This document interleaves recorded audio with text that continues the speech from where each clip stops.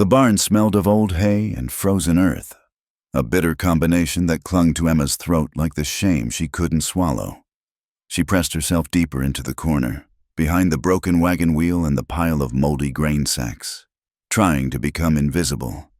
Outside, the December wind howled through the Colorado mountains, rattling the loose boards and sending fingers of cold through every gap. She'd been here since dawn, maybe longer. Time had stopped meaning much after Jacob Turner had laughed in her face at the town dance, loud enough for everyone to hear.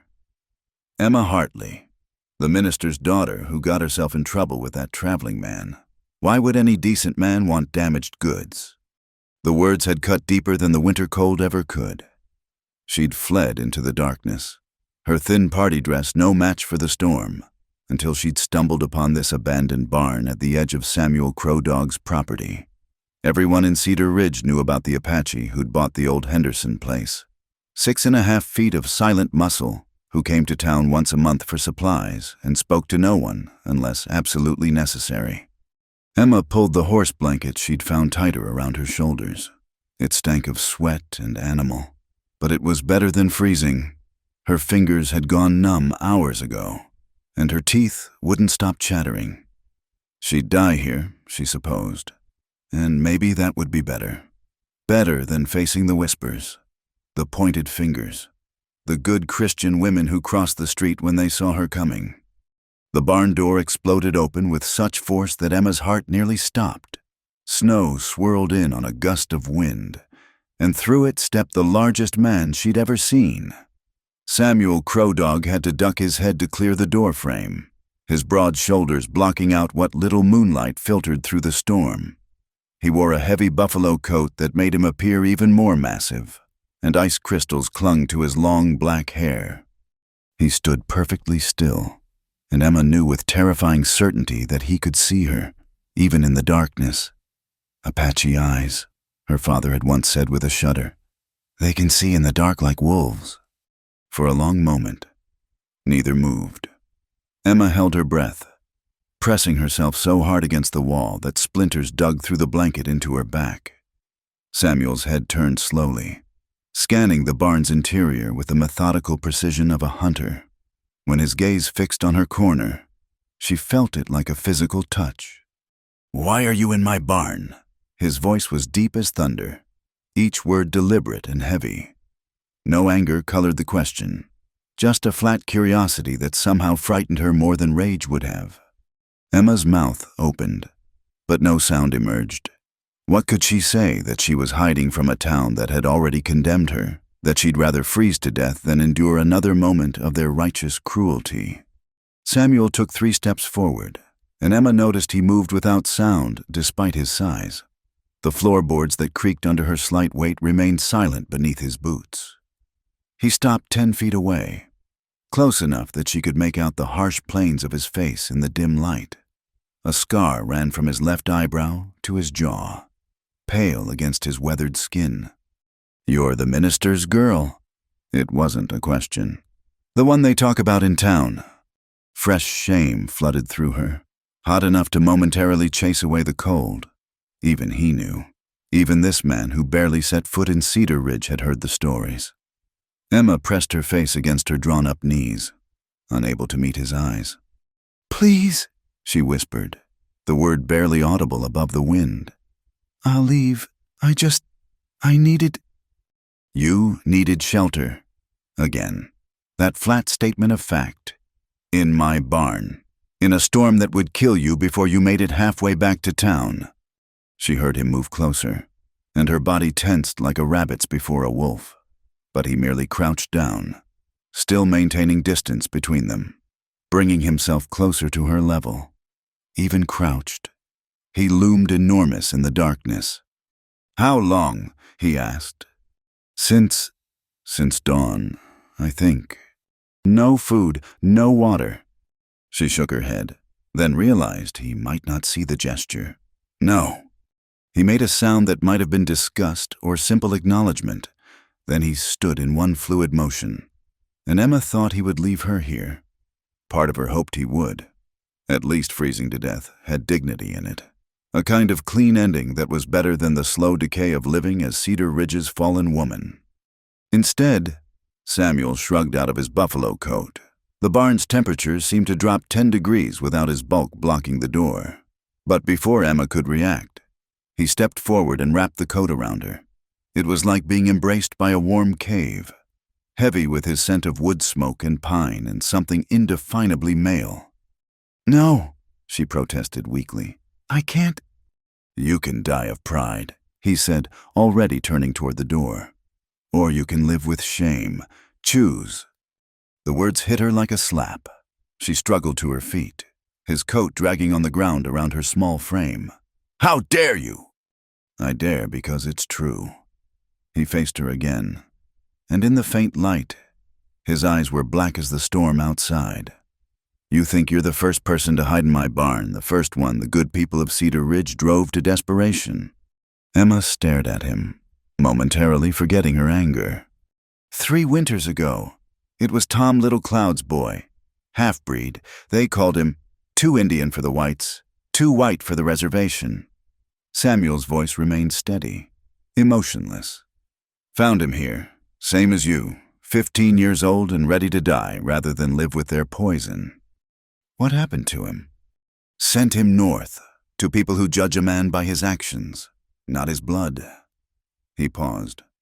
"Or a woman by her mistakes." The barn door banged against the wall, reminding them both of the storm's fury. Samuel moved past her to close it properly, and Emma caught herself swaying without the wind to brace against. When had she gotten so weak? Her knees buckled, and she would have fallen if Samuel hadn't caught her arm. His hand engulfed her entire forearm, but his grip was surprisingly gentle. "When did you last eat?" "Yesterday? No, 2 days ago." "Had it really been that long, Mrs.? Morrison dismissed me from the boarding house. Said she couldn't have my kind under her Christian roof." Samuel muttered something in Apache that needed no translation. Then, without warning, he scooped her up as easily as a man might lift a child. Emma gasped, her hands instinctively clutching at his shirt. "Put me down." "No. You can't just—" "I can." He shouldered open the barn door, stepping out into the blizzard. "You want to walk. You want to live, be quiet." The storm hit them like a physical force, driving snow into Emma's face and stealing her breath. She buried her face against Samuel's chest, all thoughts of protest forgotten in the face of the wind's fury. His arms tightened around her, and he bent his head to shield her from the worst of it. She couldn't see where they were going, could barely breathe through the coat pulled over her head, but Samuel's steps never faltered. He moved through the blizzard as if following a path visible only to him, each stride confident and sure.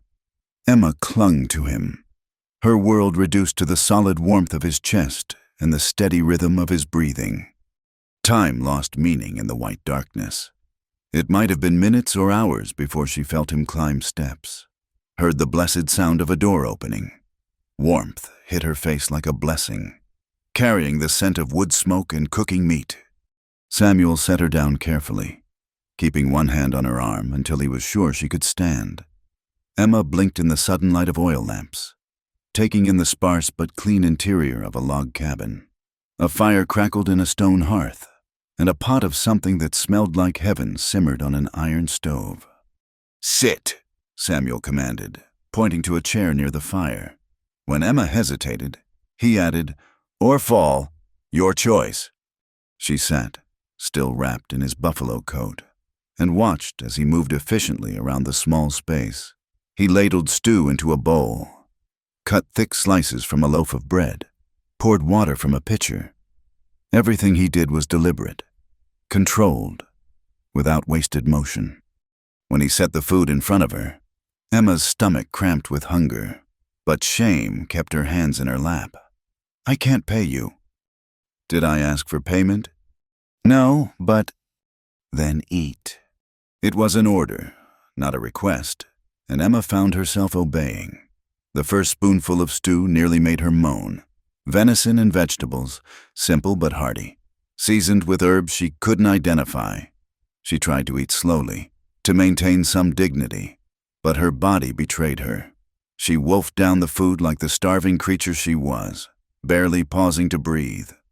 Samuel sat across from her, saying nothing, his dark eyes fixed on the fire. He'd changed out of his wet clothes while she ate, now wearing a simple cotton shirt and canvas pants, without the buffalo coat. She could see the powerful lines of his body, the way he held himself with absolute stillness that somehow seemed more alive than movement. When her bowl was empty, he refilled it without being asked. Emma ate the second helping more slowly. Her immediate hunger sated enough to allow embarrassment to creep back in. "Thank you," she said quietly. He nodded, still watching the fire. "The storm will last through tomorrow, maybe longer." The implications hung in the air between them. She couldn't go back, couldn't stay. Cedar Ridge would have opinions about the minister's fallen daughter spending nights in the Apache's cabin. Her reputation, already in tatters, would be completely destroyed. "I know what they'll say," Emma whispered. "Yes, it doesn't matter anymore." Samuel finally looked at her, and something in his expression shifted. "Doesn't it?" Emma met his gaze squarely, finding strength in her desperation. "They've already decided what I am. What's one more mark against my name?" He studied her for a long moment, then stood. "You'll sleep by the fire. Tomorrow, we'll see what choices remain." It was dismissal and acceptance rolled into one. Emma watched him gather blankets from a trunk, spreading them on the floor to make a pallet. Such simple kindness from a man the town called savage. The irony might have made her laugh if she'd had any laughter left. As the fire burned low and the storm raged outside, Emma curled into the blankets that smelled of cedar and smoke. For the first time in weeks, she felt warm. For the first time in months, she felt safe. Tomorrow would bring its own troubles. Tonight, she would simply exist in this space between shame and salvation, between the woman Cedar Ridge said she was and whoever she might yet become. Emma woke to silence so complete it pressed against her ears like cotton. The storm had passed, leaving behind a world muffled in white. Pale morning light filtered through frost-etched windows, illuminating dust motes that danced in the still air. For a moment, she couldn't remember where she was. Then the events of yesterday crashed over her like cold water, and she sat up quickly, clutching the blankets to her chest. Samuel stood at the stove, his back to her, stirring something in a cast-iron pan. He'd heard her wake, she was certain of it, but he didn't turn around. His long black hair was tied back with a leather cord, revealing the strong lines of his neck and shoulders. Emma found herself staring, then looked away, heat rising in her cheeks. "Coffee's hot," he said without turning. "Cups on the table." She wrapped one of the blankets around herself like a shawl and padded to the rough wooden table. The coffee was black and bitter, but it warmed her from the inside out. She cradled the tin cup between her palms, stealing glances at her unlikely savior. In daylight, the cabin revealed itself more clearly. It was sparse but meticulously clean. Everything in its place. Tools hung on pegs along one wall. Books, surprising in their number, lined a shelf near the single bed. A rifle rested above the door, and various pelts hung from the rafters. It was a working man's home, practical and without softness. Samuel brought 2 plates to the table, fried salt pork, biscuits, and beans. He set one in front of her and took the other to his seat, all without meeting her eyes. They ate in silence. The only sounds the clink of forks against tin plates and the pop of wood in the stove. "I should go," Emma said when her plate was empty. The words tasted like ash in her mouth. Go where? Back to a town that had cast her out to freeze in another barn. "Where?" Samuel's single word cut through her pretense. I don't know." She stared at her empty plate. "East, maybe. Somewhere they don't know me." With what money, what provisions? He leaned back in his chair, finally looking directly at her. "What skills do you have besides being a minister's daughter?" The brutal honesty of it made her flinch. I can read, write. I taught Sunday school. Skills that matter out here. Can you cook, sew, work, leather, tend animals? Each question hammered home how useless she was, how unprepared for any life outside the narrow confines of Cedar Ridge society. Tears pricked her eyes, but she refused to let them fall. I can learn, she said fiercely. Something shifted in Samuel's expression, not quite approval, but a lessening of the harsh judgment. He stood and moved to the window, looking out at the snow-covered landscape. The Hendersons left behind chickens, he said. Been running wild, roosting in the trees. Coyotes get some, hawks get others. Waste of good eggs. He glanced back at her. You want to learn, start there. Emma blinked. You're offering me work. I'm offering you a chance to not starve. He grabbed his coat from a peg. Chicken coops out back. Needs fixing. Birds need catching. You do that. You eat. You don't. You don't. But what will people say when they find out I'm here? Samuel paused at the door, his hand on the latch.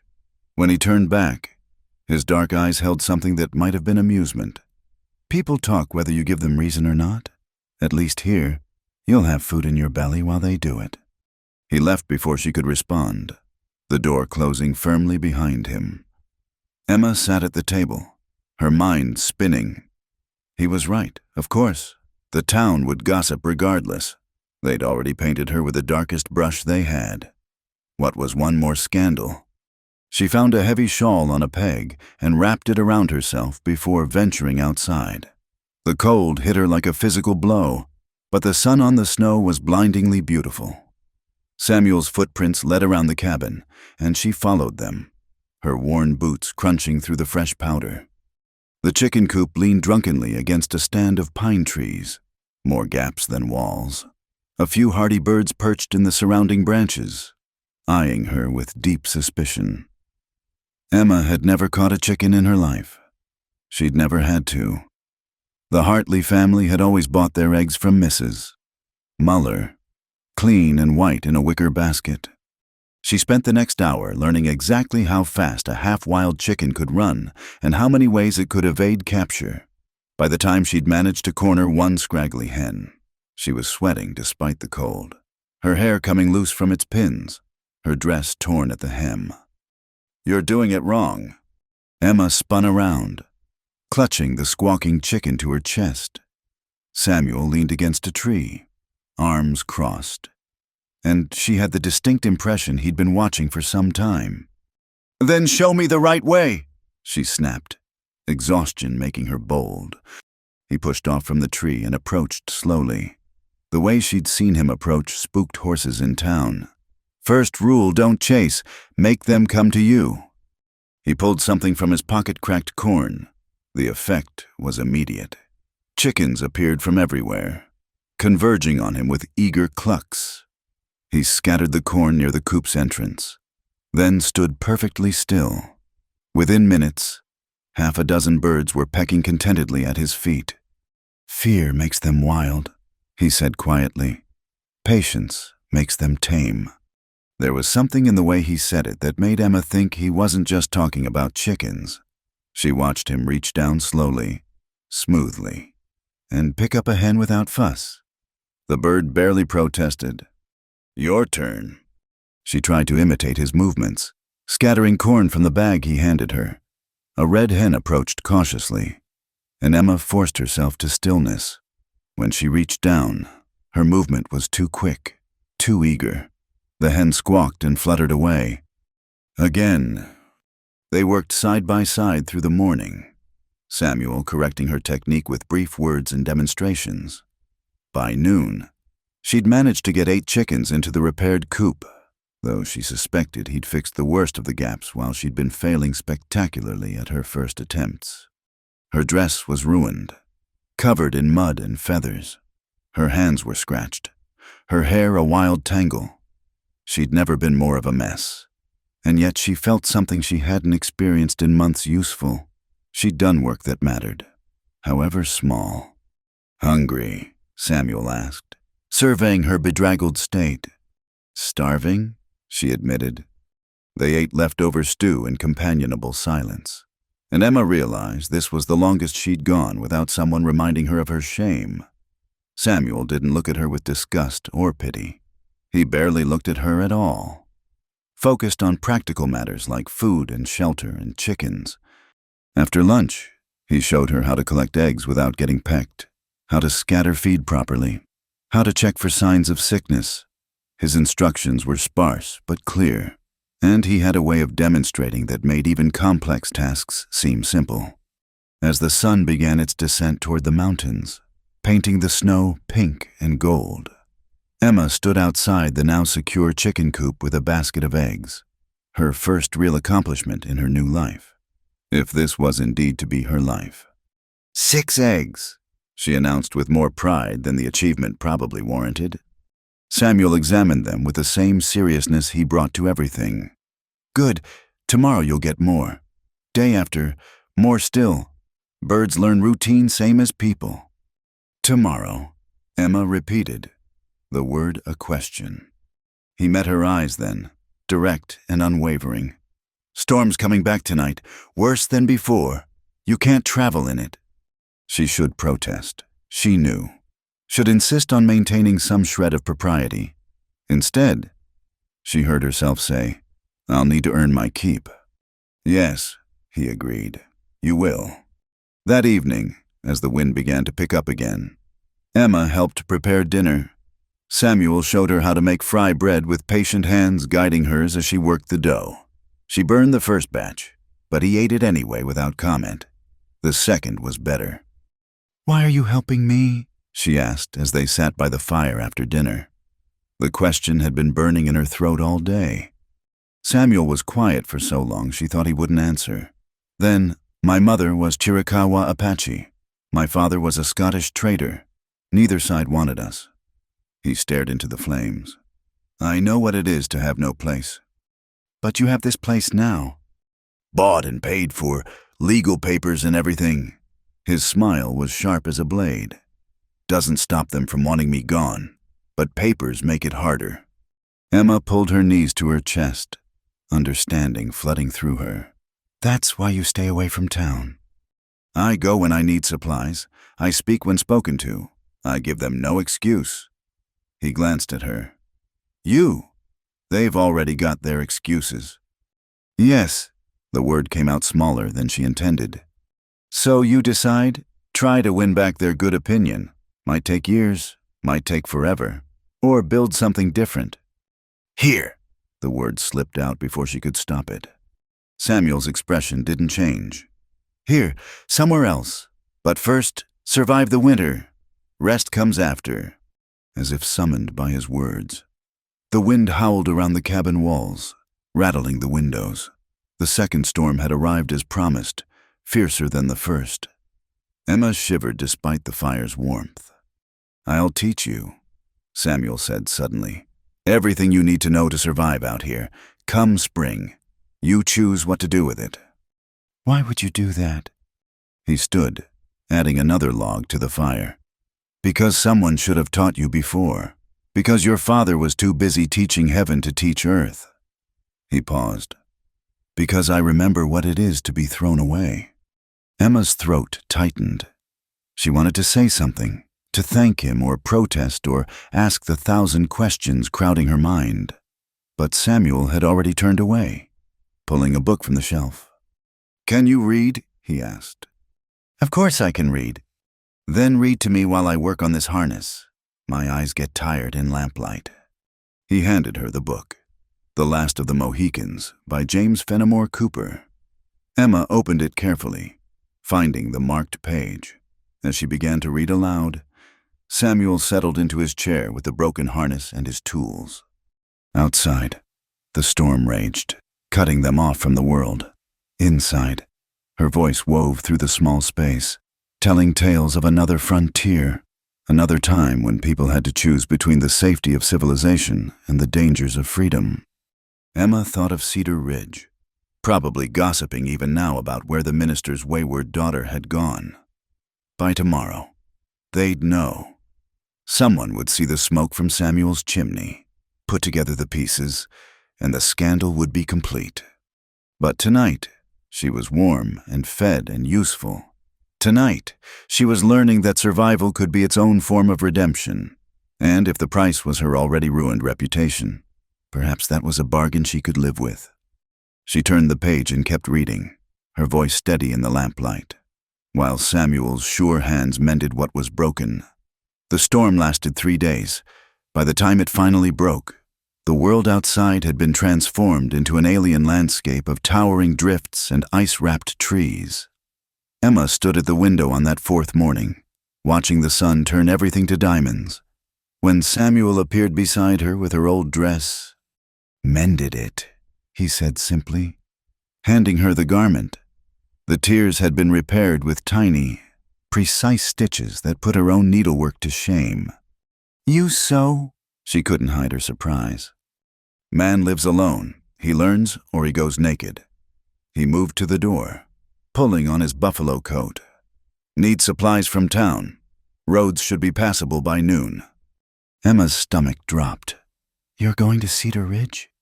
"Unless you know another town within a day's ride." She clutched the mended dress to her chest, imagining the whispers that would follow him through the streets.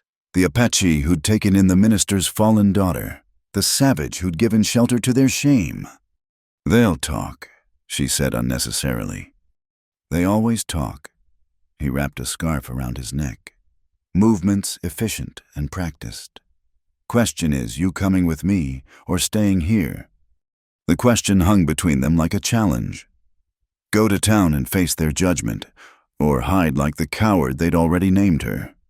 Emma lifted her chin, finding steel in her spine she hadn't known existed. "I'll come." Something flickered in Samuel's dark eyes. Approval, perhaps, or simple acknowledgement. "Wagons in the barn. We leave in an hour." Emma used the time to make herself as presentable as possible. She braided her hair tightly, pinned it severely back. The mended dress was clean at least, though nothing could disguise its worn fabric or unfashionable cut. She had no gloves, no proper winter coat. Samuel solved the latter by handing her a fur-lined jacket that smelled of cedar. "Was my mother's," he said when she hesitated. "No use to her now." The jacket was beautiful despite its age, decorated with beadwork that caught the light. It fit better than Samuel's huge buffalo coat had, though it still hung loose on her small frame. Emma stroked the soft fur lining, wondering about the woman who'd worn it before. The ride to town took most of the morning. Samuel handled the horses with the same quiet competence he brought to everything, navigating the snow-packed trails with ease. Emma sat beside him on the wagon seat, acutely aware of every inch of space between them. In the cabin, their proximity had felt natural, necessary. Out here, under the vast Colorado sky, it seemed charged with implications. They didn't speak. Samuel never used words when silence would do, and Emma was learning to appreciate the peace of it. No empty chatter, no social niceties designed to fill space. Just the creak of wagon wheels and the breathing of horses and the distant cry of a hawk. Cedar Ridge appeared around a bend, smoke rising from chimneys into the crystal air. Emma's hands clenched in her lap. She could turn back now. Ask Samuel to take her to the cabin. He would, she knew, without question or judgment. Instead, she straightened her spine and lifted her head. The first person they encountered was Mrs. Werner, sweeping snow from her store's front steps. The woman's broom stopped mid-stroke when she saw them. Her mouth opened, closed, opened again like a landed fish. By the time they'd passed, she'd dropped the broom entirely and rushed inside, no doubt to spread the news. Samuel pulled the wagon up in front of Henderson's general store. He climbed down first, then offered Emma his hand. She took it, letting him steady her as she descended. The simple courtesy would fuel gossip for weeks. She knew. The Apache treating the fallen woman like a lady. "I need grain, salt, coffee," Samuel said. "You need anything?" Emma almost laughed. Need anything? She needed everything. Dignity, respect, a place in the world, but those weren't items Henderson stocked. "Thread," she said instead, "if you can spare it, and perhaps some cloth." He nodded and led the way inside. The store's warmth hit them like a wall. Scented with pickle brine and leather and tobacco, "Mister?" Henderson stood behind the counter, his weathered face carefully neutral. His wife, however, made no attempt to hide her shock. "Emma Hartley." "Mrs." Henderson breathed. "We thought that is, after the dance." "I'm quite well, thank you," Emma said with a calm she didn't feel. "Just need some supplies." The woman's gaze darted between Emma and Samuel, taking in every detail. The Apache's jacket she wore, the way she stood slightly behind him, as if seeking shelter. The implications hung in the air like smoke. Samuel moved through the store with purpose, selecting items and placing them on the counter. He added thread without being reminded, and a bolt of sturdy blue cloth. "When Mrs." Henderson continued to stare. He fixed her with a look that could have frozen flame. "Problem with my money?" he asked quietly. No, of course not." She busied herself with tallying the purchases, cheeks flushed. The bell above the door chimed, and Emma's heart sank as Jacob Turner entered with two of his friends, the same Jacob who'd humiliated her at the dance. His handsome face split into a grin that made her skin crawl. Well, Emma Hartley. And here we all thought you'd run off in shame." His gaze traveled over her, lingering on the Apache jacket. "Though I see you've found yourself a protector." Samuel continued selecting items as if Jacob hadn't spoken. His dismissal was so complete it might have been funny if Emma's heart wasn't hammering against her ribs. Jacob stepped closer, vodka evident on his breath despite the early hour. "Tell me, Emma, is it true what they say about Apache bucks? Are they as savage in their appetites as—" He never finished the sentence. Samuel moved so fast Emma barely saw it. One moment Jacob was leering at her. The next, he was pressed against the counter with Samuel's hand around his throat. Not squeezing, just holding. A promise of violence delivered with perfect control. "You will apologize to the lady," Samuel said in that same quiet tone he used for everything. Somehow, it was more terrifying than any shout. Jacob's friends took a step forward, then stopped when Samuel's free hand moved to the knife at his belt. The entire store held its breath. I apologize," Jacob wheezed. "To her." Jacob's face flushed purple, but he turned his eyes to Emma. "I apologize, Miss Hartley." Samuel released him and stepped back, returning to his shopping as if nothing had happened. Jacob stumbled toward the door, his friends trailing behind. At the threshold, he turned back, his humiliation hardening into something uglier. "This isn't over, Apache!" Samuel added coffee to his pile. "Yes, it is." After they left, the store remained silent except for Mrs. Henderson's sharp breathing. Emma stood frozen, overwhelmed by what had just happened. No one had ever defended her honor before, certainly not with such decisive action. "Thank you, Mr." Henderson said quietly as he tallied their purchases. Jacob's been needing that lesson for a while now. Samuel paid without comment, but Emma caught the slight nod he gave the store owner. They loaded their supplies in silence, aware of the eyes watching from windows and doorways. All of Cedar Ridge would know within the hour. As they prepared to leave, Reverend Carlton emerged from the church across the street. Emma's father. She'd known this moment would come, but her preparation crumbled at the sight of his familiar figure in black. "Emma," he called, hurrying through the snow. "Emma, wait!" She stood perfectly still as he approached. Samuel, a solid presence beside her. Her father looked older than when she'd last seen him, new lines carved around his mouth and eyes. "Emma, my child, where have you been? Your mother has been beside herself." "Has she?" The words came out sharper than intended.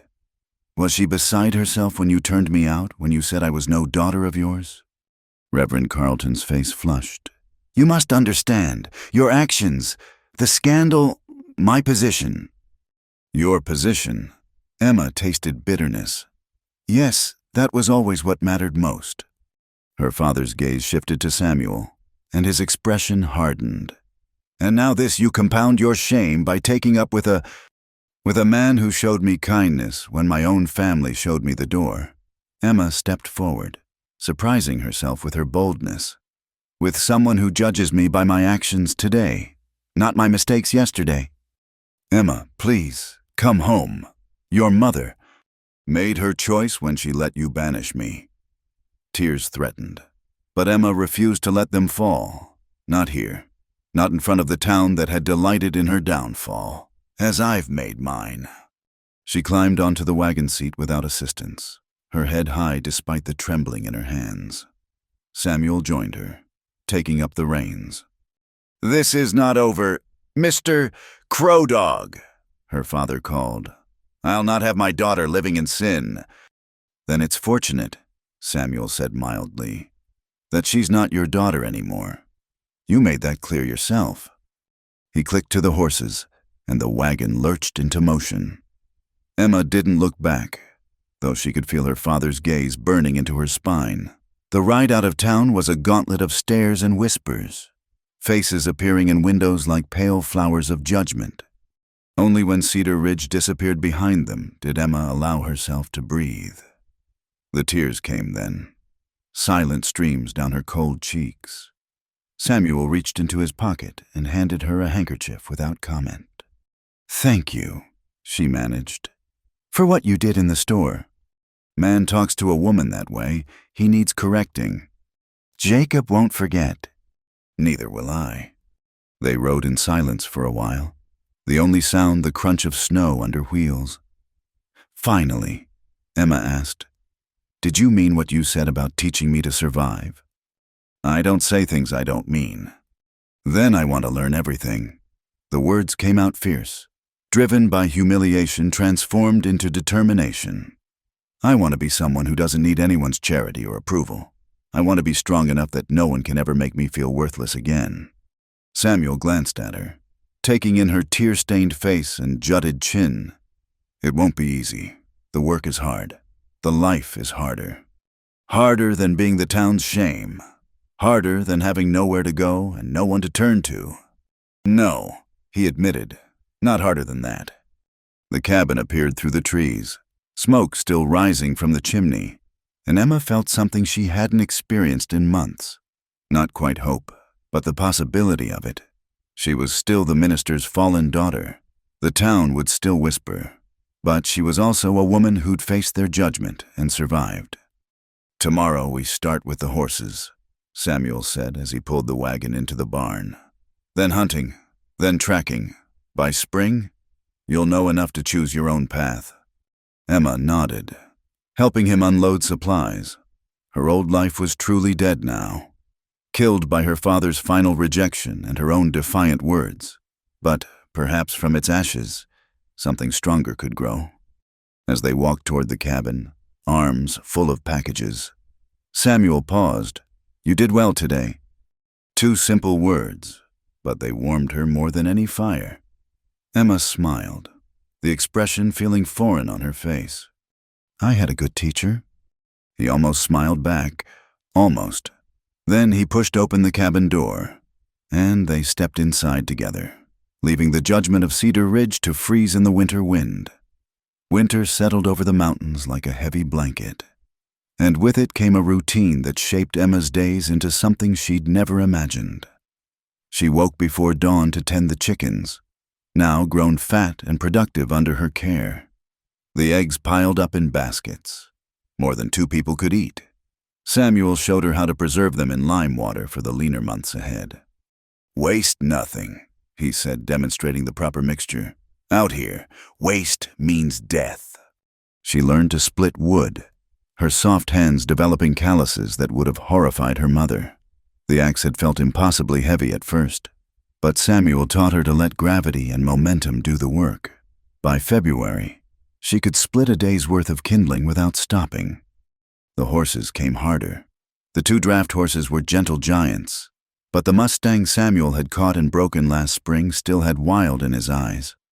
Emma watched from the fence as Samuel worked with the animal, his movements a dance of patience and respect. "Never break their spirit," he told her. "Bend it to work with yours." She thought of Cedar Ridge, of how they'd tried to break her spirit with shame and isolation. Perhaps that's why Samuel had taken her in. He recognized something wild that deserved taming, not breaking. One morning, as Emma scattered feed for the chickens, she heard horses approaching. Her heart jumped to her throat. Visitors were rare and rarely brought good news. She retreated to the cabin, peering through the window as 3 riders emerged from the tree line. Samuel stepped out to meet them, rifle casually held but ready. Emma recognized Marshal Conway from town, his badge glinting in the weak winter sun.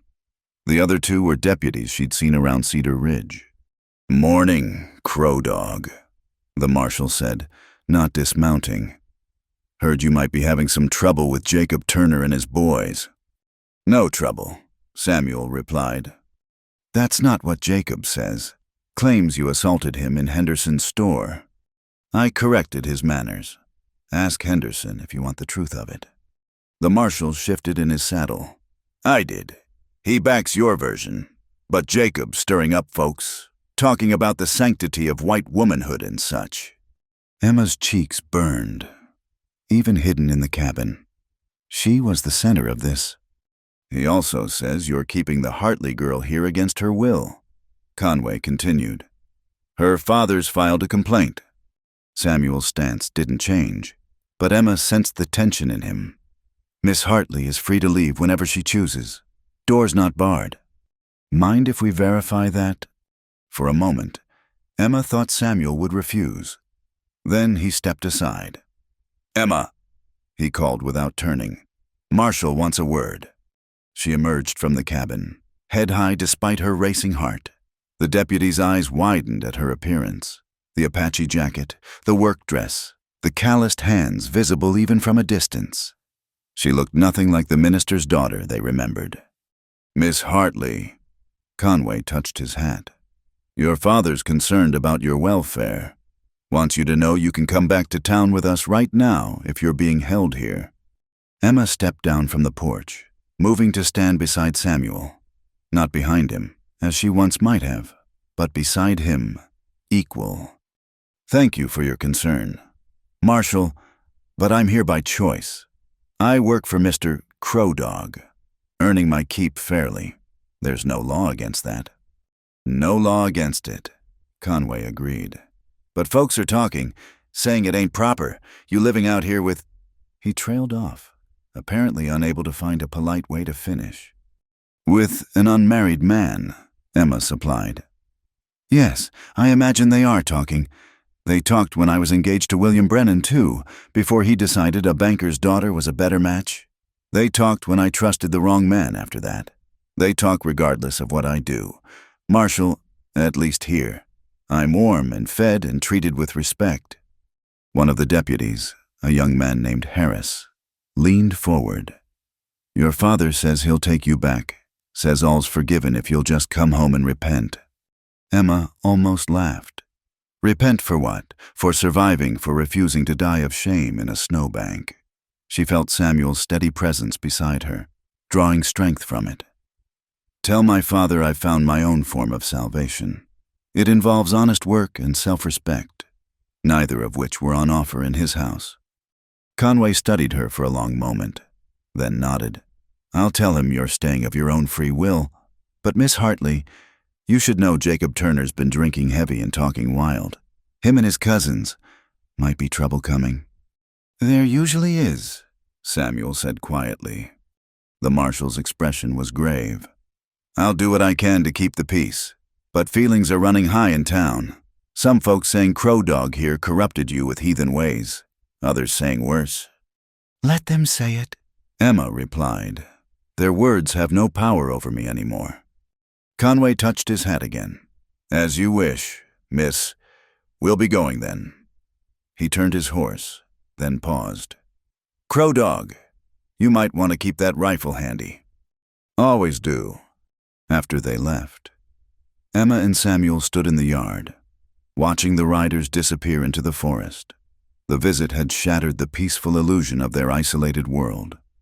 They'll come, Emma said. It wasn't a question. Yes, I've brought trouble to your door. I should leave. No. The word was sharp, final. Samuel turned to face her. You run now. You'll run forever. That's what you want. Emma thought of the person she'd been just 2 months ago, ready to die rather than face judgment. That woman seemed like a stranger now. No, she said, I'm done running. That afternoon, Samuel taught her to shoot. Not the small lady's pistol she might have expected, but his Winchester rifle. The weapon was heavy, the recoil brutal against her shoulder. Hold it firm, he instructed, adjusting her stance. Let it be part of you, not separate from you. His hands on her arms were steady, repositioning her grip. Emma tried not to notice how natural it felt. How right. She focused on the target, a piece of wood propped against a snowbank. The first shot went wide, the second closer. By the 10th, she was hitting the target more often than not. You learn fast, Samuel observed. I have a good teacher. As they walked back to the cabin, Emma carrying the rifle with newfound respect, she asked, Why don't you hate them, the town? I mean, they treat you terribly. Samuel was quiet for so long she thought he wouldn't answer. Then, hate takes energy. I'd rather use mine for living. That evening, as Emma prepared dinner with growing confidence, she found herself humming. The simple melody died when she realized what she was doing. When had she last felt light enough to hum? Samuel looked up from the harness he was mending. Don't stop. It's nice. Heat crept up her neck. I don't even remember what song it was. Doesn't matter. Music is music. She returned to cooking, letting the melody resume. The cabin felt different with the sound in it. Warmer somehow. When dinner was ready, venison stew and fresh bread she'd made herself. They ate in comfortable silence, broken only by the wind outside. I never thanked you properly, Emma said as she cleared the dishes. For taking me in, for teaching me. You thank me by learning, by not giving up. Still. She turned from the wash basin to face him. No one else would have done it, especially not for someone like me. Samuel set down his work, giving her his full attention. Someone like you. Ruined, fallen, whatever word you prefer. He stood slowly, crossing to where she stood. Even after weeks of proximity, his size still startled her sometimes. But she'd learned not to fear it. Samuel's strength was controlled, careful, never used carelessly. You know what I see, he asked. I see a woman who chose survival over surrender, who faced the worst her world could offer and didn't break. He paused. That's not ruined. That's steel being forged. Emma's throat tightened. She wanted to speak, to tell him what those words meant, but language failed her. Instead, she reached out, placing her hand over his where it rested on the table. For a heartbeat, neither moved. The touch was electric, charged with possibilities neither had acknowledged. Then Samuel gently withdrew his hand.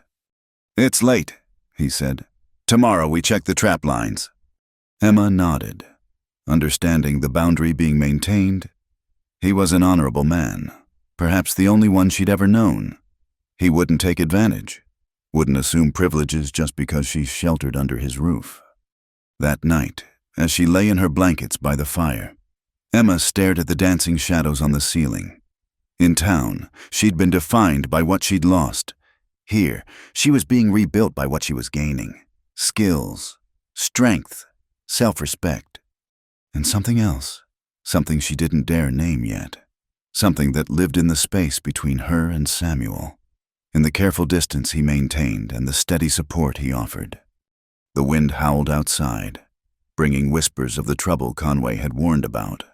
But inside the cabin, with the fire crackling and Samuel's steady breathing from across the room, Emma felt safer than she ever had in her father's house of God.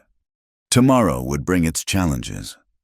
Jacob Turner and his hatred, her father and his conditional forgiveness, the town and its unforgiving judgment. But tonight, she was learning a different kind of faith. Faith in her own hands, her own choices, her own strength.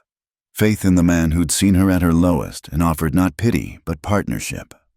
The fire burned low, and Emma added another log with practiced ease. 6 weeks ago, she couldn't have imagined this life.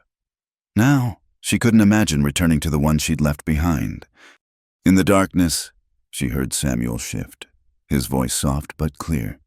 "You did well today, with the rifle, with Conway." "I'm learning," she replied. "Yes," he agreed, "you are." The approval in his voice warmed her more than the fire. Emma closed her eyes, letting sleep take her. Tomorrow she'd learn to check trap lines.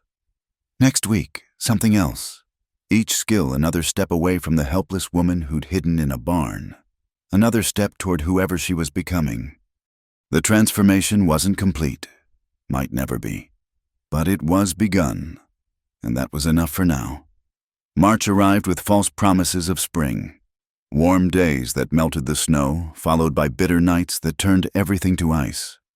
Emma had learned to read the weather in her bones now, to feel storms coming in the ache of her hands and the behavior of the animals. She was checking the trap lines alone when she heard them, horses moving too fast for the treacherous ground. Her heart hammered as she recognized the whooping calls, Jacob Turner and his cousins, drunk on whiskey and righteousness. Emma didn't run. Running would only excite them, like dogs chasing a rabbit. Instead, she continued checking the trap, freeing a fox that watched her with amber eyes before disappearing into the underbrush. Her rifle leaned against a nearby tree, loaded as Samuel had taught her. Well, well, the minister's wayward daughter. Jacob emerged from the trees, flanked by his cousins, Seth and Marcus. All three swayed slightly in their saddles. "Playing Indian out here in the woods." Emma straightened slowly, keeping her movements calm. The rifle was 5 steps away. "Mr. Turner, you're on private property." "Property bought with heathen gold." Seth spat. "No Apache has right to American land." "The law says different." Emma took a casual step toward the rifle, as does the deed to this land. Jacob dismounted, his movements clumsy with drink.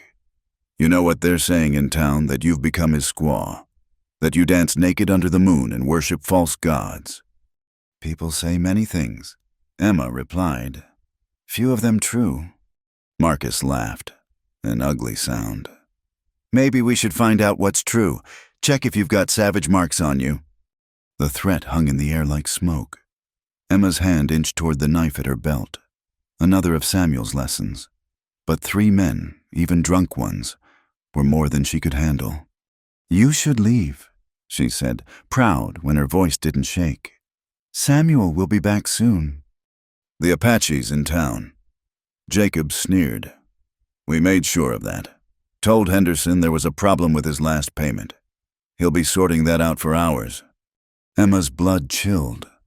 They'd planned this, waited for Samuel to leave. She took another step toward the rifle, but Jacob moved faster, kicking it away into the snow. Now, he said, advancing on her. "No need for that. We're just here to save you. Emma, bring you back to civilization where you belong." "I belong here." "Do you?" Jacob reached out to touch her face, and Emma slapped his hand away. His expression darkened. Still proud, even after everything, maybe that's what needs fixing first. Emma backed up until she hit a tree. The cousins had dismounted too, forming a half-circle that cut off escape. Her mind raced through Samuel's teachings. When outnumbered, create chaos. Use the environment. Don't fight fair. She grabbed a handful of dirt and dead leaves, flinging it in Jacob's face. As he cursed and clawed at his eyes, she ducked under Seth's grabbing arms and ran. Not toward the cabin. They'd only trap her there, but deeper into the woods where she knew the paths and they didn't. Behind her, the men crashed through the underbrush, cursing and shouting. Emma's heart pounded as she leaped over a frozen stream, using rocks as stepping stones. Seth tried to follow and fell through the ice with a splash and a howl.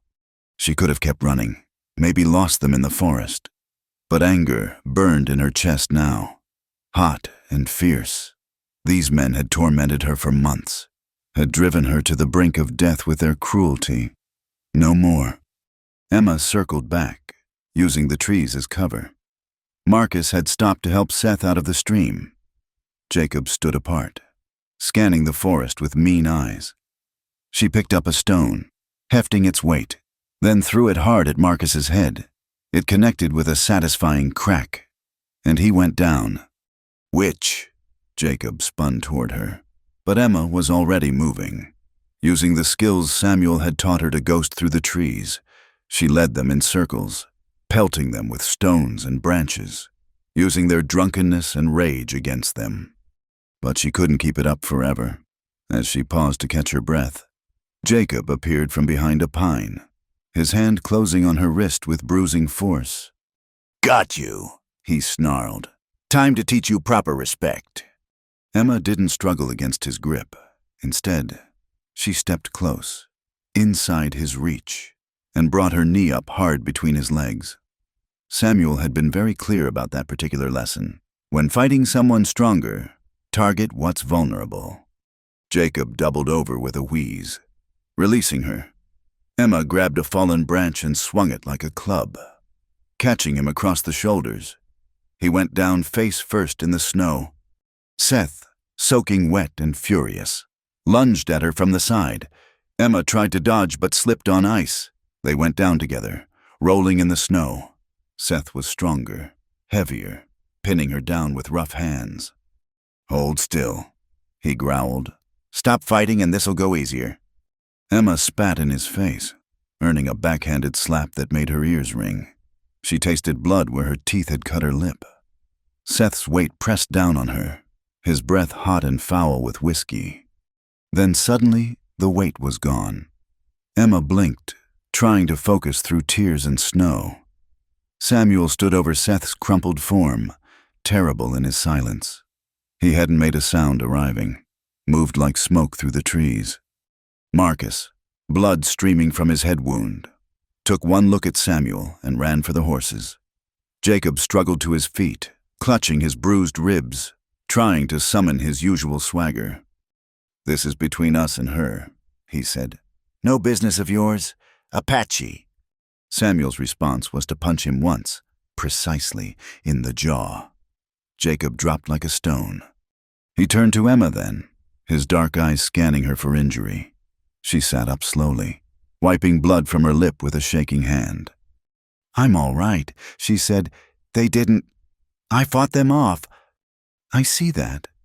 Something like pride flickered in his expression. He helped her to her feet, his hands gentle despite the violence they'd just dealt. "Can you walk?" "Yes." They left the Turner boys where they lay, let them find their own way home, explain their injuries however they liked.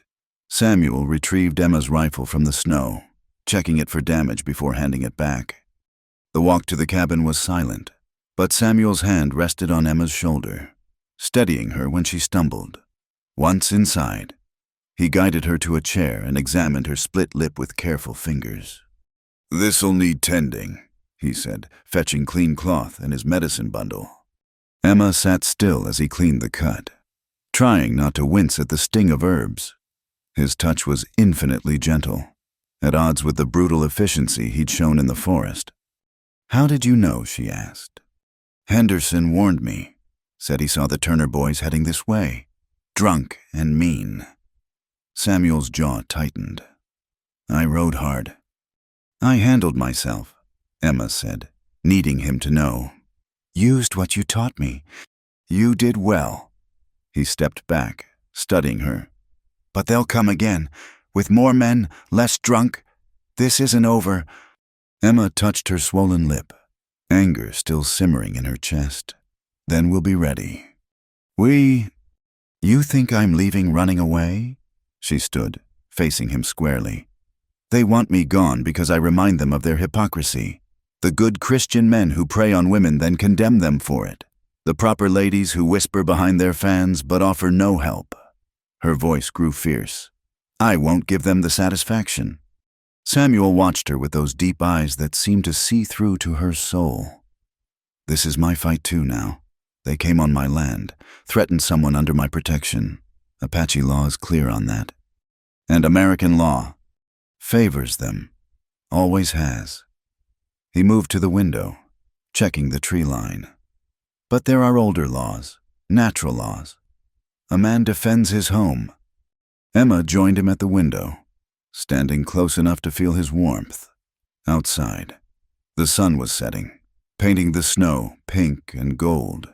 It seemed impossible that violence had shattered this peace just an hour ago.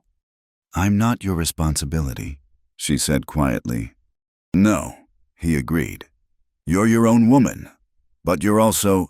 He stopped, the words hanging unfinished. What? Emma prompted, her heart beating faster. What am I... Samuel turned from the window, his control slipping for just a moment. She saw heat in his eyes, quickly banked. Important, he finished. You're important. The admission hung between them, weighted with everything unsaid. Emma reached out, placing her hand over his heart. She felt it beating strong and steady beneath her palm. Samuel. No. He covered her hand with his, but didn't pull it away. Not like this. Not when you're hurt and scared and angry. When we... He took a breath. It has to be right. Clean. Not born from violence. Emma understood, even as her body ached with wanting. Samuel was offering her what no other man had, respect for her choices, patience for the right moment. She stepped back, letting her hand fall. Then we wait. She said, we wait. He agreed. That night, Samuel didn't sleep in his bed. He sat by the door with his rifle, standing guard. Emma tried to convince him to rest, but he was immovable as stone. They might come back, he said. I'll watch. Emma curled in her blankets by the fire, but sleep eluded her. Every sound made her tense, expecting horses and drunken shouts. But the night passed quietly, only the wind and wolves breaking the silence. Near dawn, she rose and made coffee, bringing a cup to Samuel. He accepted it gratefully, his eyes tired but alert. This can't go on, Emma said. You can't stand guard every night. No, he agreed.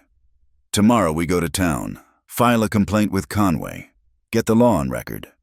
They'll deny it. Say I attacked them, that you did. It'll be their word against ours. Maybe, but Henderson saw them leave. Others might have too. He sipped his coffee thoughtfully. And sometimes putting things on record matters, even if nothing comes of it right away. Emma thought of the bruises already forming on her wrists, the cut on her lip, evidence of assault, but would it matter in Cedar Ridge? The Turner name carried weight. Her name carried only shame. Whatever happens, she said, I'm not leaving. This is my home now. Samuel looked at her then, really looked at her. She saw approval there, and something deeper. Yes, he said simply. It is. As the sun rose over the mountains, casting long shadows through the trees, Emma felt a shift in herself. The fear was still there, would probably always be there, but it no longer ruled her. She'd fought back, defended herself, refused to be a victim. The Turner boys would return, bringing their hatred and violence. The town would continue to whisper and judge. Her father would keep trying to drag her back to his version of righteousness. But she would be ready, with Samuel beside her, with her new skills and growing strength. She would face whatever came, because this cabin in the woods, this life she was building, this man who saw her worth when everyone else saw only shame, these were things worth fighting for. Emma touched her split lip again, feeling the sting, battle scars. She thought, Proof that she was no longer the minister's fallen daughter, but a woman who'd chosen to stand and fight. The transformation Samuel had spoken of was nearly complete. Steel forged in fire. He'd said, now she understood what he meant. Spring came slowly to the mountains, revealing the world in stages as snow melted away. Emma found herself marking time not by the calendar, but by the changes in the land, the first green shoots pushing through mud, the return of birdsong, the swelling of streams with snowmelt. The Turner boys had not returned, though their threat lingered like smoke. Marshal Conway had taken their complaint with professional seriousness, documenting Emma's injuries and Samuel's account. But, as expected, the Turner family had influence. The matter was under investigation indefinitely. Emma no longer started at every sound, no longer watched the tree line with fearful eyes. The attack had changed her, but not in the way they'd intended, where they'd meant to break her. She'd found her spine, where they'd tried to drive her away. She'd dug in deeper. She worked beside Samuel now as a partner, not a student. They'd expanded the chicken coop, added a vegetable garden, repaired the barn roof. Her hands were rough as any frontier woman's, her aim with the rifle true. When she looked in the small mirror by the wash basin, she barely recognized the woman staring back, sun-browned, strong, alive in a way the minister's daughter had never been. It was a morning in late April when everything shifted again. Emma was hanging laundry, enjoying the warm breeze, when she heard horses approaching. Multiple horses, moving with purpose. Her hand went to the rifle propped against the porch, but Samuel emerged from the barn, shaking his head. "Too many," he said quietly. "And listen, they're not trying to hide." Indeed, the riders made no effort at stealth. They came up the trail openly, and Emma's stomach dropped when she saw who led them. Reverend Carlton, her father, dressed in his severe black coat despite the spring warmth. Behind him rode Mayor Douglas, Judge Patterson, and 6 other prominent men from Cedar Ridge.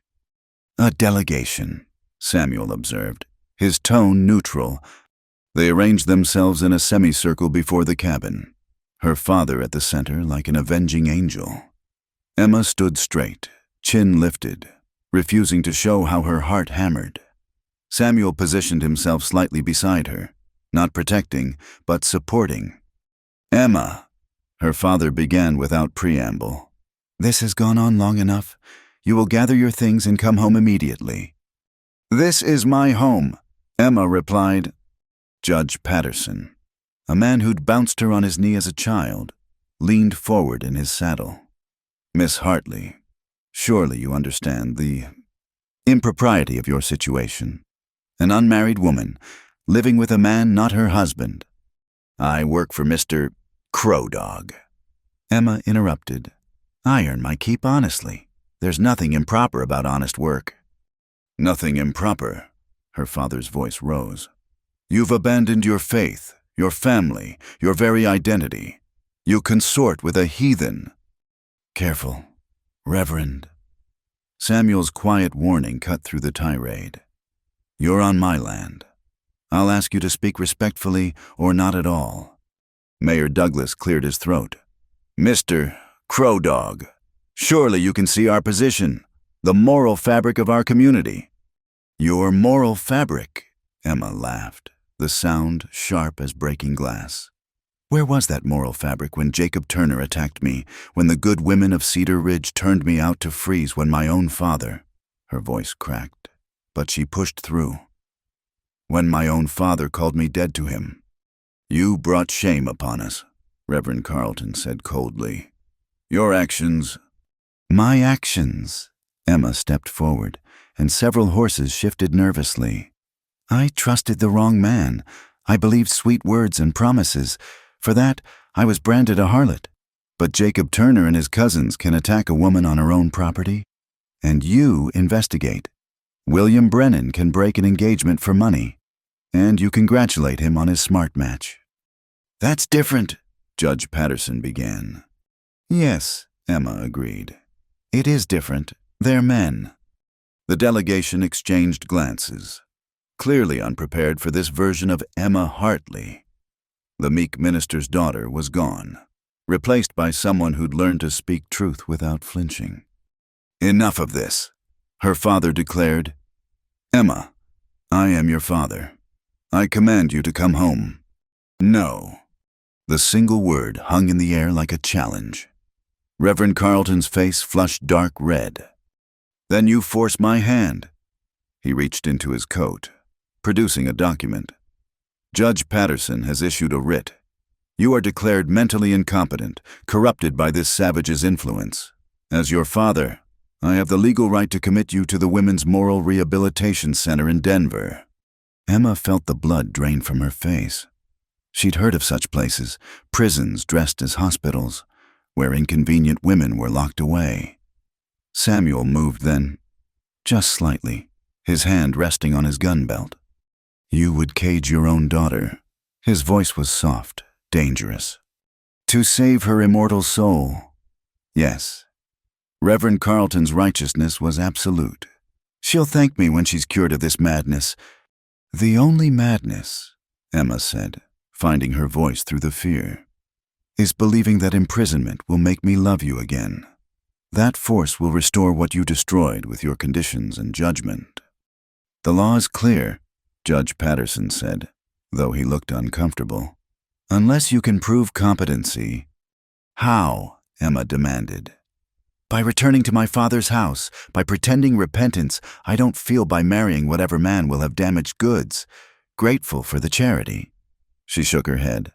"I'd rather be thought mad and free than sane and caged." "Then you'll be neither," her father said. "Sheriff Morrison and his deputies are waiting in town. If you don't come willingly." "She's not going anywhere." Samuel's declaration was quiet but final. Several of the men shifted nervously. They'd brought no weapons, counting on legal authority. But everyone knew Samuel Crowdog's reputation, his skill with gun and knife. "You would defy the law?" Mayor Douglas asked. "I would defend my home and those under my protection." Samuel's hand remained relaxed on his gun belt, but the threat was clear. "Your law, your paper, these mean nothing here." "This is kidnapping," someone began. "No." Emma stepped forward again, placing herself between Samuel and the delegation. "This is choice, my choice. And if you must declare me mad for choosing freedom over your cages, then so be it." She looked directly at her father, seeing him clearly for perhaps the first time. The rigid jaw, the cold eyes, the absolute certainty that his way was God's way. Had he always been this small, this frightened of anything beyond his control? "I loved you once," she said softly. "Trusted you to guide me, protect me, but when I needed you most, you chose your reputation over your daughter. You threw me away." "You threw yourself away," he retorted, "with your sin, your shame." "My humanity," Emma corrected. "I made a mistake. I trusted unwisely for that. You condemned me to death because that's what casting me out in winter was. A death sentence delivered with clean hands. Melodrama. Truth." She took a deep breath, feeling Samuel's solid presence behind her. "But I lived. Despite you, despite the town, despite everything, I found someone who saw me as more than my worst moment, who taught me to be strong, to work, to stand on my own feet. This heathen corrupted you. This man saved me. From the cold, from starvation, from despair. He showed me more Christian charity in a single night than you did in 20 years of sermons." The words hit her father like physical blows. His face went from red to white, aging years in moments. "Then you are no daughter of mine," he said finally. "No," Emma agreed sadly. "I haven't been since December. You decided that. I'm just living with the consequences." Judge Patterson cleared his throat. "The writ still stands, unless—" He glanced at the other men, then continued reluctantly. "Unless your situation changes, a married woman cannot be declared incompetent without her husband's consent." The suggestion hung in the air, heavy with implication. Emma felt heat rise in her cheeks. To marry for protection, for legal safety, wasn't that just another cage? "I won't marry to please you," she said, "not for propriety or protection or to satisfy your notion of morality." "Then you'll be taken," her father said. "The sheriff can try." Everyone turned to look at Samuel. He stood relaxed, but ready. A man comfortable with violence, if it came to that. But I think he's smarter than that. He knows what happens when men come onto Apache land uninvited. Your papers mean nothing to bullets. "You threaten us," Mayor Douglas sputtered. "I inform you, this is my land. Bought and paid for. Emma Hartley is here by choice. Works for fair wages, harms no one. You have no cause to take her except wounded pride and false morality." His dark eyes swept the delegation. "How many of you will risk death for that?" The men shifted uneasily. They'd expected to collect a wayward woman, not face down an armed Apache on his own ground. The law was on their side, but the law was back in town, not here in the wilderness where older rules applied. Judge Patterson, ever the politician, sought compromise. Perhaps we could delay enforcement. Give Miss Hartley time to consider her options. A month, say, to make arrangements.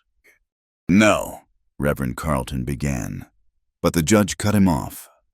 "A month," he repeated firmly. "After that, if her situation remains unchanged, the writ will be enforced." It was a retreat dressed as mercy. Emma understood the game. They were buying time, hoping she'd capitulate or that Samuel would tire of the trouble she brought. But a month was better than chains today.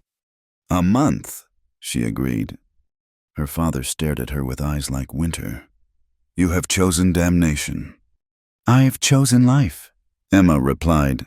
"My life, not yours." The delegation turned their horses, preparing to leave.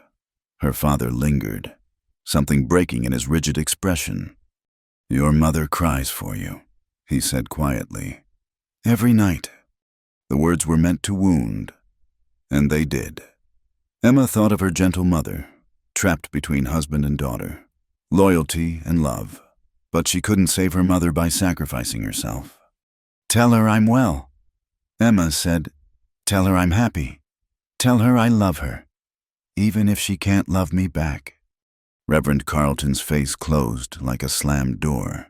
He wheeled his horse around and followed the others, black coat flapping like crow wings. Emma watched until they disappeared into the trees. Then her knees buckled. Samuel caught her before she fell, his arms strong and steady around her. She pressed her face against his chest, not crying, just breathing, just being held by someone who didn't demand she be other than what she was. "A month," he said into her hair. "A month," she agreed. "And then we decide together." She pulled back to look at him, this man who'd stood between her and the world's judgment without hesitation. "You could have let them take me, saved yourself the trouble." "Could have," he agreed. "But I told you before, Apache law is clear. A man protects what's his." "I'm not yours," she said, but the words lacked conviction. "No." His hand came up to cup her face, thumb brushing the scar on her lip from the Turner boy's attack. "Then why does my heart stop when you're threatened? Why do I lie awake thinking of ways to keep you safe?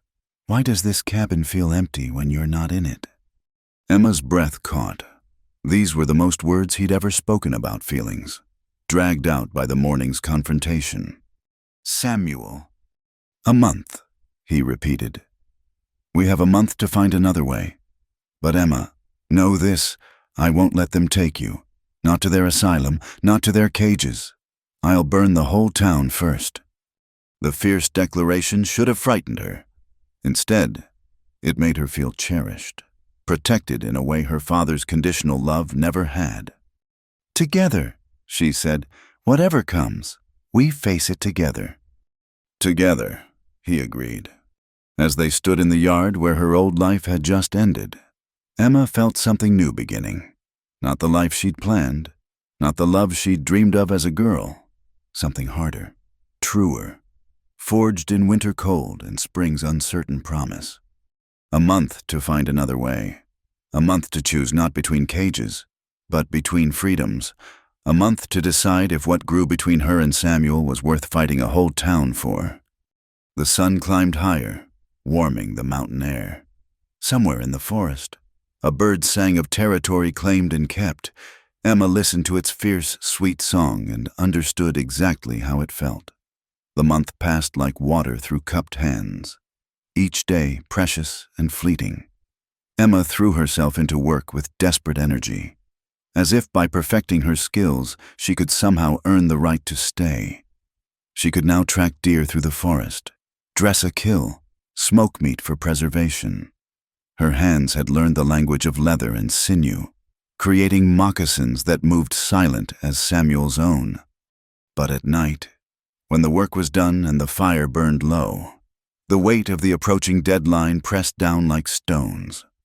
Neither she nor Samuel spoke of it directly, but it lived between them, shaping every glance and gesture. 2 weeks before the month's end, they rode to town for supplies. Emma wore her best dress, the blue cloth Samuel had bought, which she'd sewn into something respectable but practical. She held her head high as they passed through Cedar Ridge's main street, ignoring the whispers that followed like dust. At Henderson's store, Mrs. Henderson served them with careful politeness, her eyes darting between Emma and Samuel with barely concealed curiosity. As Samuel loaded supplies, Emma noticed a new notice board by the counter. Her own name jumped out at her from an official-looking document. Public notice. She read aloud. Regarding the mental competency hearing of Miss Emma Hartley.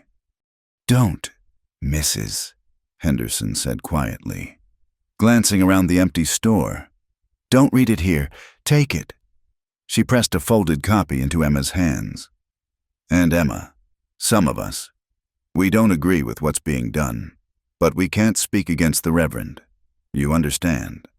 Emma nodded, tucking the paper into her pocket. Outside. She unfolded it with trembling hands. The hearing was set for May 15th. If she was declared incompetent, she would be immediately remanded to the Denver facility. Her father had lined up witnesses Jacob Turner, claiming she'd attacked him unprovoked, the boarding house owner, testifying to her moral deterioration. Even William Brennan, her former fiancé, had agreed to speak about her unstable emotional state. They've stacked the deck, she said, handing the notice to Samuel. He read it silently, his expression darkening. Judge Patterson presiding. No jury, just him and whatever testimony your father's arranged. It's over then. Emma felt hollow, defeated. They'll declare me mad and lock me away. No.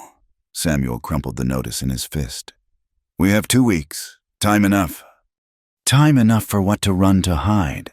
She laughed bitterly. Where would we go that they wouldn't follow?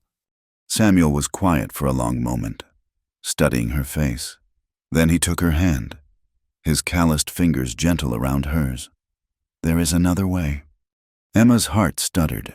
She knew what he meant. Judge Patterson had all but spelled it out. A married woman couldn't be declared incompetent without her husband's consent, but to marry for such reasons. That's not how it should be, she said softly. No, he agreed. But Emma, I need you to hear something.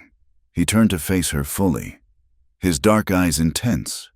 If I ask you to marry me, it won't be just for protection. It won't be duty or convenience or saving you from them. Samuel, let me finish. His hands tightened on hers. That first night, when I found you in my barn, I saw someone the world had broken. But in these months, I've watched you rebuild yourself stronger than before. You've become... He paused, searching for words.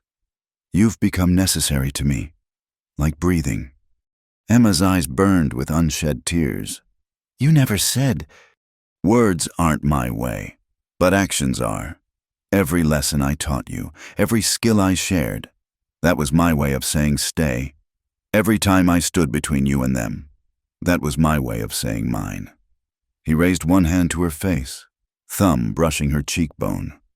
If you marry me, It won't be for papers or protection. It'll be because my home is empty without you. Because I want to wake up every morning knowing you're there. Because He stopped, struggled, then pushed through. Because I love you. Emma Hartley. Have for months now.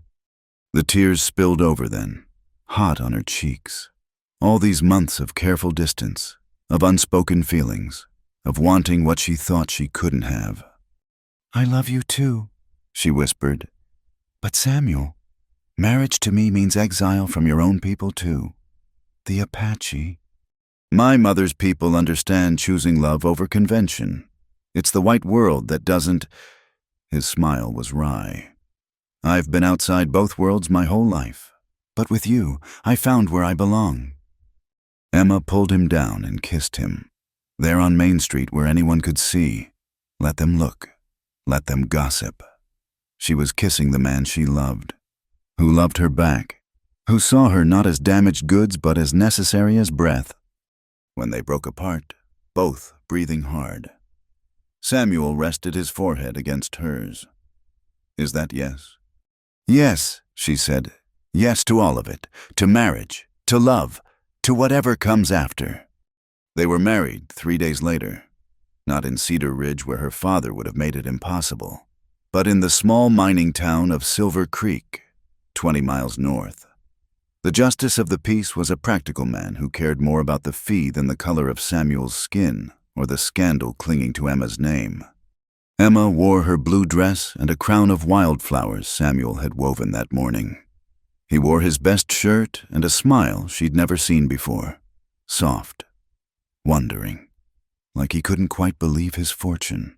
The witnesses were 2 miners who happened to be in the office, men who congratulated them with genuine warmth and no judgment. Do you have rings? The justice asked. Samuel produced 2 bands he'd carved from deer antler, polished until they gleamed like ivory. My mother's people believe circles have no beginning and no end, he said, slipping one onto Emma's finger, like what I feel for you. Emma had to blink hard as she put the matching ring on his hand. No beginning and no end, she repeated. When the justice pronounced them married, Samuel kissed her with a tenderness that made the miners cheer. Emma laughed against his mouth, joy bubbling up from some deep well she'd thought forever dry. They spent their wedding night at Silver Creek's only hotel, in a room with clean sheets and a lock on the door. Samuel was gentle, patient, treating her body like something precious and new. Emma discovered that love transformed what had once brought shame into something sacred, a communication deeper than words. My wife, Samuel murmured against her skin, wonder in his voice. My husband, she replied, and felt the rightness of it settle into her bones. They returned to the cabin the next day, the marriage certificate tucked safely in Emma's pocket. The familiar spaces looked different now, not Samuel's home where she worked, but their home, shared and sheltered. Word traveled fast in the mountains. By the week's end, Marshal Conway rode out to verify the marriage was legal. He examined their certificate with professional thoroughness, then tipped his hat. Congratulations, Mrs. Crow Dog, he said. I'll make sure Judge Patterson knows the hearing is no longer necessary. But Emma knew it wouldn't end that simply. Her father wouldn't accept defeat gracefully. The town wouldn't forgive her for choosing love over their judgment. The battles ahead would be different, but no less real. 5 days before the scheduled hearing, they came. Emma was in the garden, coaxing life from the soil, when she heard the horses, many horses moving with purpose. She straightened, dirt on her hands. As riders emerged from the tree line, her father led them, but this time he'd brought different men. Hard men, hired guns by the look of them. Samuel emerged from the barn, rifle in hand. He'd heard them too, had been expecting this. Reverend, he said calmly, you're not welcome here. I'm not here as a reverend, her father replied. His face was haggard, aged by rage and thwarted will. I'm here as a father whose daughter has been stolen and corrupted. I'm his wife, Emma said, moving to stand beside Samuel. Legal and binding. You have no claim on me now. Marriage to a heathen is no marriage at all. Carlton spat. It's an abomination before God. One of the hired men, a scarred individual with cold eyes, spoke up. You want us to take her, Reverend? That's what you're paying for. Emma felt Samuel tense beside her, ready for violence. But she stepped forward, placing herself between the guns and her husband. You'd kidnap a married woman, she asked the hired men. Drag her from her rightful home. That's not just illegal. It's the kind of thing that gets federal marshals involved. The kind of thing that ends with hanging. The scarred man shrugged. Reverend says you're touched in the head. Miss says we'd be rescuing you. Do I look touched to you? Emma spread her arms, encompassing the neat garden, the thriving chickens, the well-maintained property. Do I look like someone who needs rescuing? You look like a white woman living with an Apache, another man said. Some would say that's proof enough of madness. Some would say paying men to kidnap your own daughter is madness. Emma retorted. Some would say refusing to accept that woman has her own mind, her own choices, her own life is the real insanity. Her father dismounted, approaching with the Bible clutched in his hand. Emma, please, it's not too late. Renounce this false marriage. Come home, repent, and all can be forgiven. Forgiven? Emma laughed, but there was no humor in it. You want me to ask forgiveness for surviving, for finding love, for building a life worth living. She shook her head. I've done nothing that needs forgiving, but you threw away your own daughter for the sake of your reputation. You sent men with guns to drag me back to a cage. You twist God's word to justify cruelty. Her voice rose. If anyone needs to repent here, Father, it's you. The words hit him like physical blows. His face went white, then red, then purple with rage. You dare! I dare, Emma said firmly. Because I'm not afraid of you anymore. I'm not afraid of your judgment or your God who seems to care more about appearances than love. I've found my own faith out here, faith in hard work, in kindness without conditions, in the man who saved my life and honored my choices. This savage. This man, Emma corrected sharply, is worth 10 of you. He has more honor in his little finger than you have in your whole body. He loves me as I am, not as he demands I should be. Samuel spoke then, his voice cutting through the tension. You have two choices. Reverend, leave now, with your hired men, accept that Emma is my wife and under my protection, or stay and face the consequences. You threaten me. I promise you. Samuel's rifle hadn't wavered. Apache law is clear about men who try to steal wives. Your law might protect you in town. Out here, older laws apply. The hired guns exchanged glances. They'd been paid to retrieve a madwoman, not start a war with an Apache who clearly knew how to use that rifle. The scarred leader made a decision. Sorry, Reverend, this isn't what we signed on for. The woman's clearly of sound mind, and she's legally married. We're not kidnappers. I paid you. Keep your money. We're done here. The man tipped his hat to Emma. Ma'am, sir, we'll be going now. They wheeled their horses and left, professional enough to recognize a losing proposition.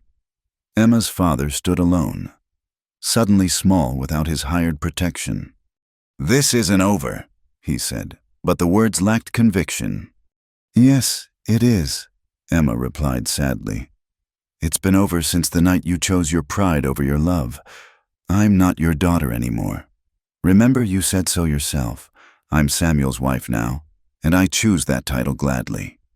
Her father looked between them. His daughter transformed into someone he didn't recognize, the Apache who'd won what he'd thrown away. His shoulders sagged in defeat. Your mother. Tell her I love her. Emma interrupted. Tell her I'm happy. Tell her I named the chickens after her favorite hymns, and I think of her every time they sing. Her voice softened. Tell her I forgive her for not being strong enough to stand against you. And tell her maybe someday, when you're gone, she can come visit. She'd be welcome here. Reverend Carlton mounted his horse stiffly. An old man, despite his years. He looked back once, and Emma saw something break in his eyes, the realization of all he'd lost in his righteous fury. Then he was gone, riding away from the daughter he'd never truly known, leaving her to the life she'd chosen over the one he'd demanded. Samuel lowered his rifle. Turning to Emma, "You all right?" She considered the question honestly. Her father had come with force and left defeated. The town would rage and gossip, but they had no legal recourse now. She was married, protected, loved. More than that, she was home. "Yes," she said, taking her husband's hand. "I'm all right. I'm finally all right." As they walked back to their cabin, Emma felt the last chains of her old life fall away. She was no longer the minister's daughter, the fallen woman, the town's shame. She was Emma Crow Dog, wife, partner, survivor. The transformation was complete, not into someone else's idea of who she should be, but into who she'd always been underneath. Strong, capable, worthy of love without conditions. Behind them, the sun set over the mountains, painting the sky in shades of fire and gold. Ahead, their cabin waited, warm with lamplight and possibility. Emma squeezed Samuel's hand and quickened her pace. She was going home. Summer bloomed across the mountains in waves of wildflowers and warm winds. 3 months had passed since Emma's father had ridden away defeated. And in that time, she and Samuel had built something deeper than survival. They'd built a life worth living. The cabin had been expanded with a new room, anticipating growth. The garden flourished under Emma's care, neat rows of vegetables promising abundance. The chicken flock had doubled, and Samuel had acquired 2 milk cows from a rancher heading further west. Every improvement was a statement. We are here to stay. It was a golden afternoon in July when Marshal Conway arrived with news that would test their hard-won peace. "Thought you should know," he said, accepting the cup of coffee Emma offered. "The Turner boys are stirring up trouble again. They've been drinking heavy, talking about unfinished business." Samuel's expression didn't change, but Emma saw his hand tighten on his knife handle. "Let them talk."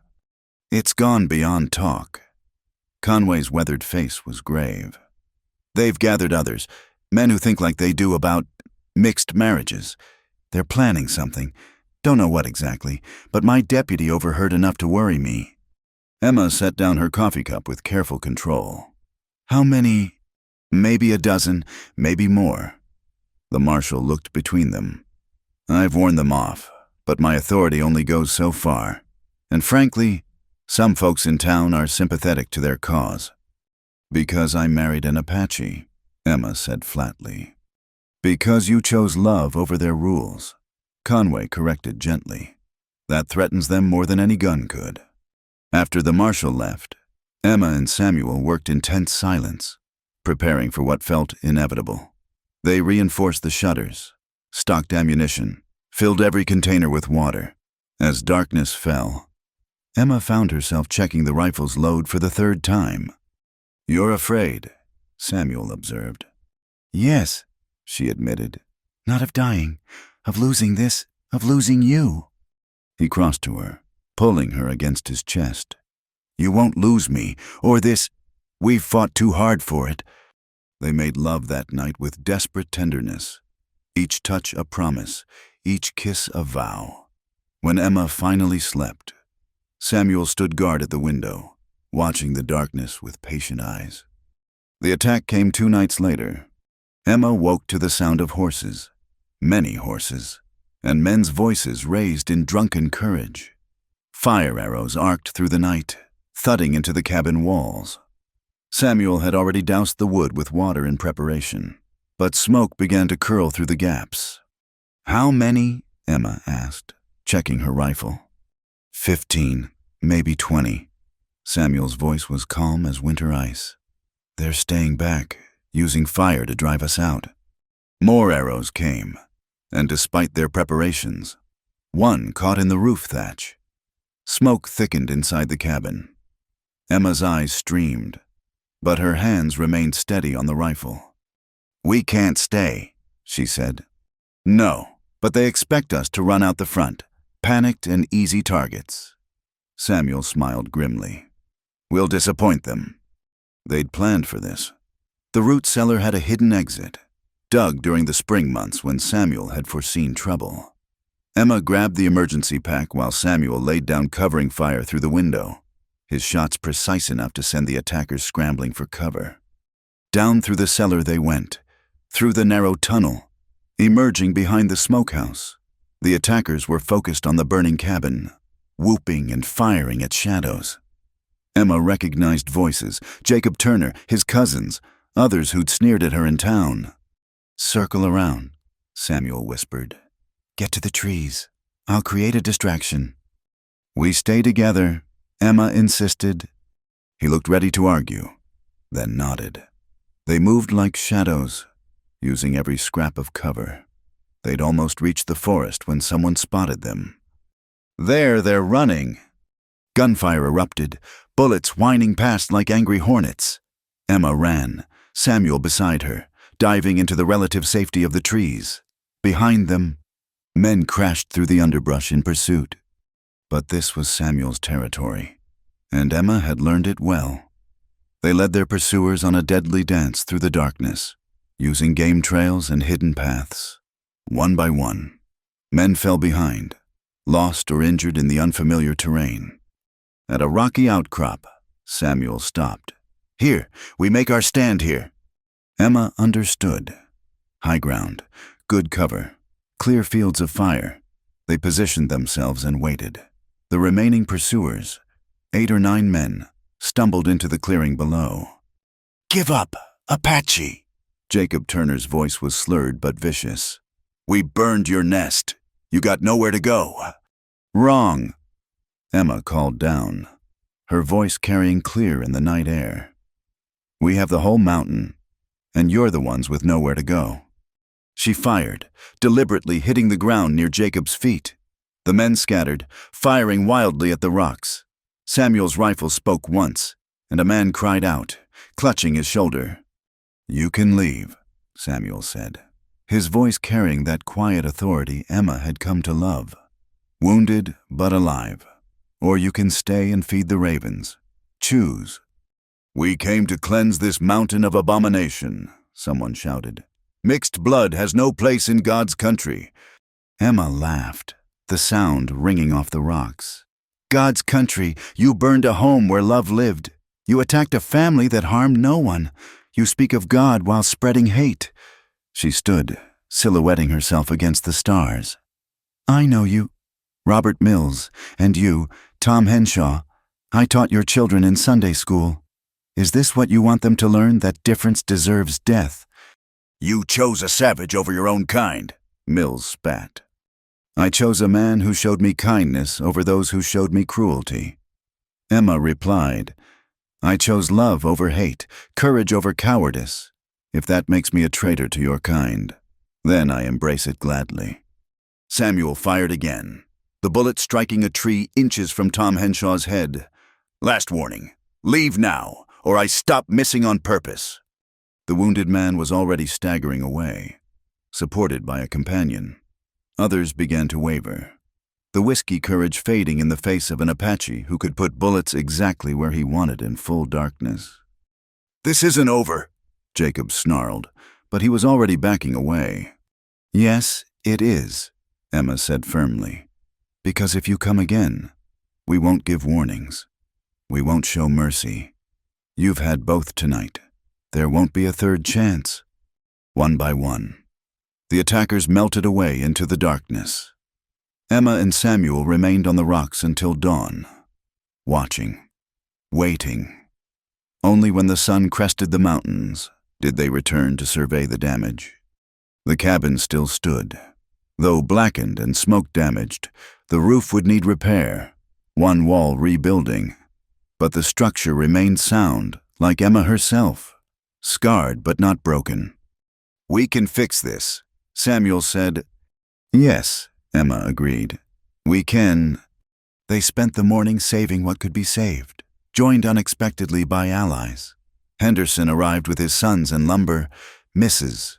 Werner came with food and sturdy cloth. Even Doc Carter appeared, gruffly announcing he was there to check for smoke damage to their lungs. "Not everyone in town agrees with what happened," Henderson said as they worked.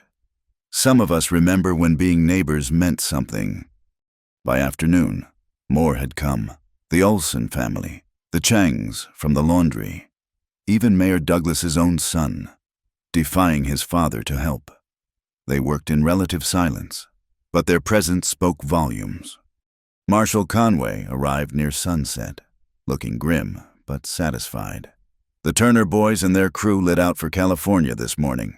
Seems they didn't much like the reception they got." He studied the partially rebuilt cabin. "You pressing charges?" Samuel and Emma exchanged glances. "No," Emma said. "Let them run. We have better things to do than chase cowards."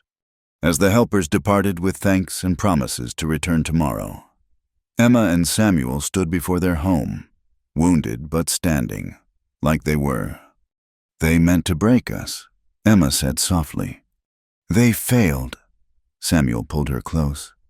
"They'll always fail, because what we have is stronger than their hate." As if in response to his words, Emma felt a flutter in her belly, the secret she'd been holding for a week, waiting for the right moment. She took Samuel's hand and placed it on her stomach. "We're going to need that extra room," she said quietly. Samuel went perfectly still, his eyes widening with understanding. "You're—" "Yes," Emma smiled through sudden tears. "New life, Samuel. Despite everything they've tried to destroy, we're creating new life." He dropped to his knees, pressing his face against her belly with a reverence that made her heart swell. When he looked up, tears tracked down his weathered cheeks. "My heart," he whispered in Apache. Then in English, "My miracle." They stood together as stars emerged overhead. Two people who'd found each other in the depths of winter and built something worth defending. The cabin would be rebuilt, stronger than before. Their child would grow up free, bridging two worlds with love instead of hate. Emma thought of the woman she'd been, the minister's daughter hiding in a barn, ready to die rather than face shame. That woman was gone, transformed by hardship and love into someone stronger. Someone who could face down a mob and rebuild from ashes. Someone who knew her own worth. "No more running," she said softly. "No more hiding. This is our home, our land, our life." "Yes," Samuel agreed, his hand still resting protective over where their child grew. "And let anyone try to take it." They went inside their damaged but standing home, closing the door on a world that had tried and failed to break them. Tomorrow would bring more work, more challenges, but tonight they had each other. They had hope, and they had the unbreakable strength of two hearts that refused to surrender. In the mountains of Colorado, where winter had once nearly claimed a broken woman, summer now blessed a family that had earned its right to happiness through courage, determination, and love that transcended all boundaries. The giant Apache no longer stood alone. The minister's fallen daughter had risen higher than anyone could have imagined. Together, they were writing a new story, not of shame and redemption, but of choice and triumph. And this was only the beginning. Thank you for listening to this Wild West love story. I'd love to know where you're enjoying this tale. Are you listening during your commute? Relaxing at home? Or perhaps on a long drive? Please subscribe to the From Wild West channel and share your thoughts about Emma and Samuel's journey in the comments below. Your feedback helps create more stories of courage, love, and triumph in the American frontier.